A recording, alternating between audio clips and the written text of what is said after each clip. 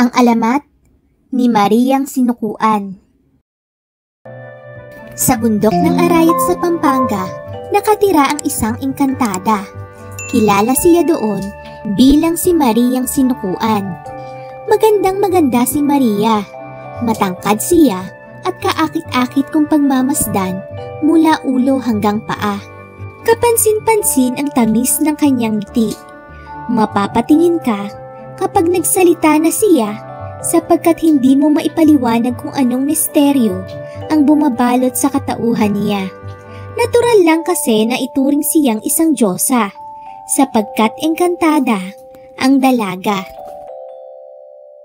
Pero kahit na engkantada, tuwang-tuwa siya sa mga taong kanyang nakikita.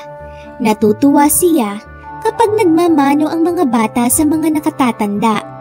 Nasisiyahan siya kapag hinahainan ng may bahay ang pagod na asawa. Naliligayahan siya kapag nakikitang nagpapawis ang mga ama sa pagsasaka.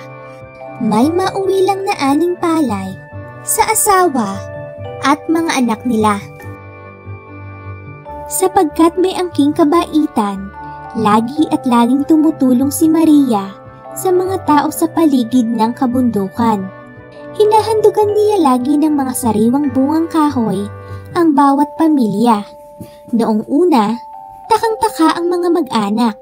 Paano nga raw bang nagkakaroon ng sariwang prutas sa kani-kanilang hagdan, gayong wala namang sino mang dito ang naglalagay? Hindi alam ng mga tao na sa isang kisap mata ay nailalagay kaagad ni Maria ang handog sa bawat hagdang tunguhin niya. Upang hindi naman maging kababalaghang walang kapaliwanagan, may mga pagkakataong nagpapakita si Mariang Sinukuan sa mga may bahay na siyang pinagbibigyan niya ng mga buwig ng matatamis na saging, bugkos ng matatabang kamoteng kahoy at pumpon ng mababangong rosas. Pagkabigay na pagkabigay ay nangingiti lang si Maria at magpapaalam na. Hindi na siya nakikipagkwentuhan pa. Gustong-gustong nakikita ni Maria kaagad ihahain ng mga may bahay sa kani-kanilang pamilya ang handog ng kalikasang daladalan niya. Sa bawat hagdan ay iba ang inilalagay niya. May lansones, papaya at makopa.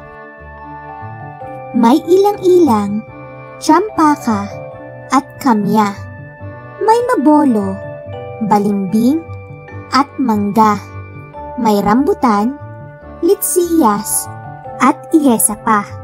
May malunggay din, repolyo at kalabasa. May upo na, may ampalaya pa at saka patola. Ang bawat mag-anak na dalawin ay natutuwa sa kanya. Kaya't kahit hindi nakikita si Maria ng lahat, ay nagpapasalamat sa engkantada. Sa pagkakaroon ng sapat na pagkain, matanda at bata man ay may malulusog na pangangatawan. Nilalayo sila sa pagkakaramdam. Upang ipakita ang taus-pusong pasasalamat, nangako ang lahat na hindi sila aakyat ng bundok ni Mariang Sinukuan. Ipinangako rin nilang hindi sila huhuli ng anumang hayop, mamimitas ng anumang bulaklak o manunungkit ng anumang bungang kahoy. Kukuha ng gulay sa itaas man o sa paanan ng bundok. Nagkakaintindihan si Mariang Sinukuan at ang mga mamamayan. Ngunit, may mga bagong sibol na kabataang isinisilang. At may mga magagandang pananaw na natatalo ng sakim na paninindigan. Dumating nga ang panahon na naging makasarili ang ilan. May nagpapawalang halaga sa pagiging engkantada ni Maria. Ang hayop at halaman daw ay para sa sangkatauhan, kaya't dapat akyatin ang kabundukan. At huwag paniwalaan ang pagiging engkantada ni Mariang Sinukuan. Isang grupo ang nangahas na umakyat sa bundok. Pinatotohanan ng mga nakita nilang hayop at halaman na ang lugar ay isa nga palang paraiso ng kalikasan. Habang pinagsasaluhan ang napakaraming napitas na chiko, lansones at siniguelas, ay natanawan nila ang isang papalapit na dalaga na kahit nakayapak ay pagkaganda-ganda. Hindi sila kaagad nakapagsalita nang mapansin nilang may kung anong liwanag ang nakapalibot sa nakaputing engkantada na sa isang kisap mata ay tinitingalanan nila. Ako si Maria, ng bundok sinukuan. Pagpapakilala ng dalaga, nakapansin-pansing nakaangat ang mga paa habang nagsasalita siya. Maria? Ng bundok sinukuan? Kayo ba ang nagbibigay ng mga gulay, bungang kahoy, at bulaklak sa bawat bahay-bahay? Ngumiti lang ang engkantada at nagpaalala. Makakain ninyo ang lahat ng bungang kahoy, subalit wala kayong dadalhing anuman sa inyong pagbaba sa kabundukan. Tumango-tango lang ang kalalakihan. Napatunayan ng lahat na totoong mapagbigay si Maria nang anyayahan sila sa isang masaganang pananghalian. Sapagkat noon lamang may dumalaw sa bundok ng sinukuan, ay pinagsikapan ni Mariang pakitunguhan ang kalalakihan. Ginulat ni Maria ang mga bisita nang dalhin sila sa mesang kainan sa ilalim ng punong mangga. Isang masaganang pananghalian ang bumulaga sa kanila. May mga inihaw na baboy ramo, pabo at usa. May umuusok pang kanin sa mga dahon ng saging. May suha at kuyabano at mabolo. Mayroon ding duhat, saging at balimbing. May malamig ring tuban na nakahain. Tiyak na may ibigan ng pinakapihikan man ang inihandang pagkain ni Mariang sinukuan. Hindi pa man pinadudulog ay nagsiupo na at nagsikain ang mga panauhin. Matapos mabundat ay hindi man lang sila nagpasalamat sa nag-imbitang engkantadang nagpakatao bilang pagbibigay sa kanila. Nang pumanhik na si Maria sa ituktok ng bundok ay nag-usap-usap ang mga gahaman. Nagpapahinga na si Maria sa tirahan niya, sabi ng isa. Ilabas niyo ang sako ninyo. Inilabas ng lahat ang mga sakong dala nila at may ilang nagsiakyat sa mga puno ng lansones, rambutan at papaya. May naghabol ng nagtataba ang manok, gansa at pabo. Ang iba naman ay kumuha ng sariwang kalabasa, repolyo at kundol. Lahat ng sako ay napuno. Lahat ay tuwang-tuwa na isahan nila si Mariang sinukuan. Kahit alam nilang pagnanakaw ang ginawa nila, ay di man lang sila nahiya sa mga sarili. Hindi nila alam na nagmamasid lang sa ituktok ng bundok ang engkantada. Hindi nila inalintana ang pakiusap ni Maria.